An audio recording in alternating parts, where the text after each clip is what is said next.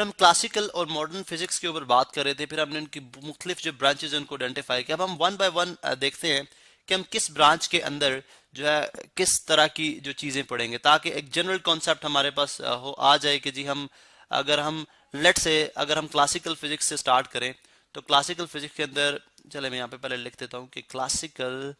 Physics. अब classical physics के अंदर अगर हम बात करते हैं, let's say we start from, चले मैकेनिक्स से ही स्टार्ट करते हैं हम। मैकेनिक्स से जब आप बात करते हैं तो मैकेनिक्स आपको पता है जो लाइक न्यूटन के लॉज भी बेस करते हैं इसके ऊपर, जो कि क्लासिकल फिजिक्स के अंदर आती हैं। पहले आपके रदरफोर्ड, सॉरी रदरफोर्ड नहीं, आपके जो गैलीलियो है उन्होंने बात की, देन उसको फर्दर एक्सटेंड किया आपके न्यूटन ने। तो मैकेनिक्स बेसिकली ऑल तमाम वो बॉडी जो कि मोशन के अंदर है, ठीक है, लेकिन उनकी मोशन की फिर वो लिमिटेशंस हैं कि उनकी मोशन जो है वो with the speed of light जो है वो, अगर क्लासिकल फिजिक्स के हवाले से बात करें तो स्पीड ऑफ लाइट से कम होनी चाहिए, लो स्पीड पे होनी चाहिए। और एक जनरली आप ऐसी बॉडीज जो कि आप अपनी ऑब्जर्वेशन में लेके आ सकें by using your five senses, तो वो बेसिकली जो स्टडी होगी वो आपकी मैकेनिक्स के अंदर आएगी। आप उसके अंदर फॉर एग्जांपल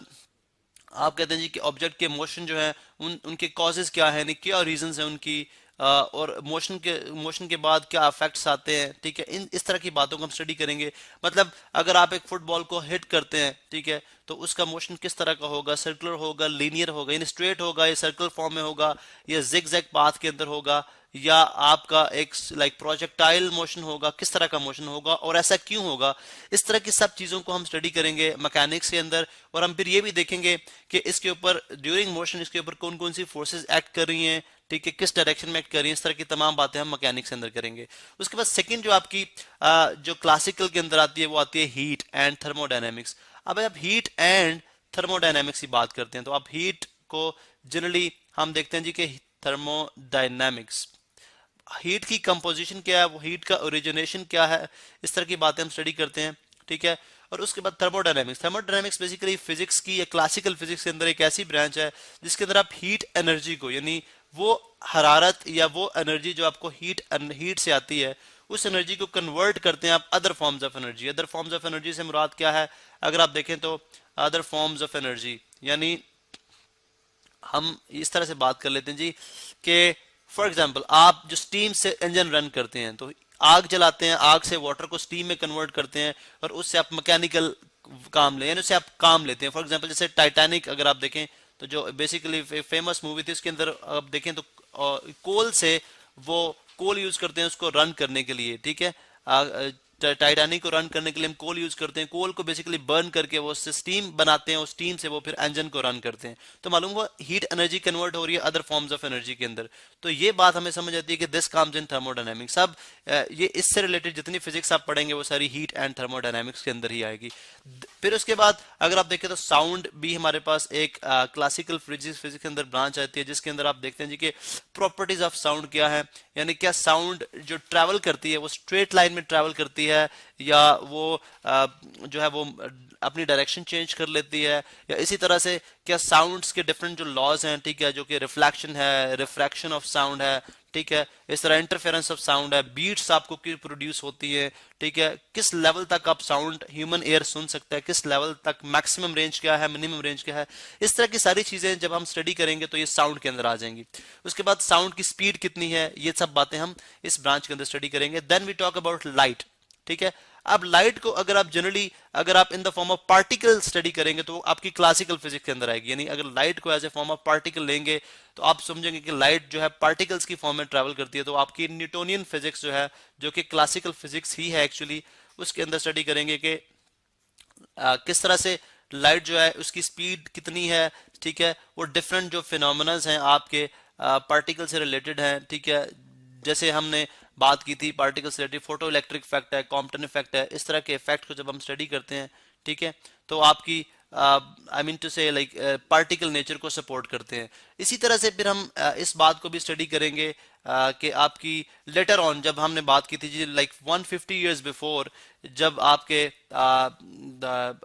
आपके एम्पेयर ने, ठीक है, एम्पेयर ने, फेराडे ने इलेक्ट्रिसिटी और मैग्नेटिज्म को जो इलेक्ट्रिसिटी स्पेलिंग थोड़े से कमजोर हैं, ठीक है, इसलिए स्पेलिंग का मैं खास ख्याल रखता हूँ लिखते वक्त। इलेक्ट्रिसिटी एंड मैग्नेटिज्म इसके ऊपर एम्पेयर फेरेडे वगैरह ने काम किया था, और इसके बाद लाइक 150 ईयर्स बिफोर की ये बात है, जिसके अंदर हम देखते हैं जी इलेक्ट्रिसिटी की क्या प्रॉपर्टीज है, यानी क्या इलेक्ट्रिसिटी और मैग्नेटिज्म का आपस में क्या रिलेशन है, इनकी प्रॉपर्टीज क्या है, ठीक है, इलेक्ट्रिसिटी ट्रैवल किस तरह से करती है, बॉडी चार्ज और अनचार्ज किस तरह से होती हैं, ठीक है, किस तरह से कौन सी बॉडीज हैं, अगर वो आपस एक दूसरे को अट्रैक्ट करती हैं तो क्यों अट्रैक्ट करती हैं, अगर रिपेल करती हैं तो क्यों रिपेल करती हैं, ठीक है। उसके बाद इनकी जितनी फर्दर एप्लीकेशंस हैं, ठीक है, जो अगर आप इनकी एप्लीकेशन देखें तो आपकी जितनी आपकी मशीनरी है वो सारी की सारी आपकी लाइट के ऊपर इलेक्ट्रिसिटी से ही चल रही है, आप इलेक्ट्रिसिटी प्रोड्यूस करते हैं और यू रन डिफरेंट अप्लायंसेस, ठीक है। इसी तरह से अब नेक्स्ट जब आपकी ये तो बेसिकली आप अगर आप देखें तो आपकी सारी ब्रांचेस आती हैं जो कि अंडर द हेडिंग ऑफ आपकी क्लासिकल फिजिक्स। फिर मॉडर्न फिजिक्स की जब आप बात करते हैं तो मॉडर्न फिजिक्स के अंदर भी इसके अलावा भी ब्रांचेस हैं, लेकिन जनरली हम जो इंपॉर्टेंट ब्रांचेस हैं उनकी बात कर रहे हैं। फिर इसके बाद आपके पास मॉडर्न फिजिक्स आती है। मॉडर्न फिजिक्स आपकी, जैसे मैंने पहले बात की, जब आपके वो 3 बेसिक्स जो हमने अचीवमेंट्स आइंस्टाइन की वजह से और जो आपकी रदरफोर्ड की वजह से अचीवमेंट्स हमने या ब्रेक थ्रू हासिल किए 20th सेंचुरी के अंदर, उसके बाद मॉडर्न फिजिक्स का आगाज हो जाता है जब आप स्मॉलर पार्टिकल एंड वो पार्टिकल जो कि with the speed of light और nearest to the speed of light move करते हैं, हम उनको स्टडी करते हैं। अब इसके अंदर फॉर एग्जांपल सबसे पहले हम बात करेंगे जी आपकी एटॉमिक फिजिक्स के अंदर, क्योंकि बिफोर 20th सेंचुरी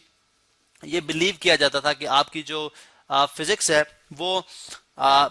जो है वो एटम जो है वो smallest particle of matter, atom को फर्दर डिवाइड नहीं किया जा सकता। लेकिन लेटर ऑन ये बात समझ आई जब आपकी रदरफोर्ड ने एटम के अंदर से न्यूक्लियस को अलग करके दिखा दिया, या बोला जी उसके अंदर फर्दर पार्टिकल्स होते हैं, न्यूक्लियस एंड देन न्यूक्लियस के अंदर प्रोटॉन, इलेक्ट्रॉन, न्यूट्रॉन, जो कि लेटर डिस्कवर हो गए। उसके बाद हमने देखा जी कि तमाम स्ट्रक्चर ऑफ एटम, ठीक है, इसका मतलब है फिर स्ट्रक्चर ऑफ एटम, अब एक एटम के अंदर कितनी एनर्जी स्टोर होती है या कितनी एनर्जी होती है उसके पास, फिर उसके बाद उस एटम से एनर्जी हम किस तरह से एक्सट्रैक्ट कर सकते हैं, किस तरह से एटम को ब्रेक किया जा सकता है, किस तरह से एटम को